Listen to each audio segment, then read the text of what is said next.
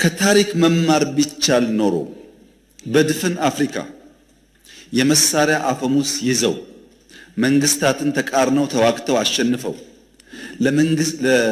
ላሸነፉት ሀገር ልማትና ዲሞክራሲ ያመጣ አንድ ሀገር የለም። አንድ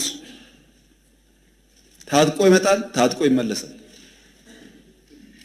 ቅድም እንዳነሳሁት ኢህአዴግ 17 ዓመት ታግሎ መንግስት ከሆነ በኋላ ለ30 ዓመት ሰላም የነበረበትን ትግራይ ክልል እንኳን ከስንዴ እርዳታ መገላገል አልቻለም። በመሳሪያ የሚመጡ ሰዎች ብዙ ጊዜ ከመሳሪያ ያለፈ ነገር ማሰብ አይችሉም። ኢትዮጵያ ውስጥ ሰላማዊ የስልጣን ሽግግር ብቻ ነው የሚያስፈልገው።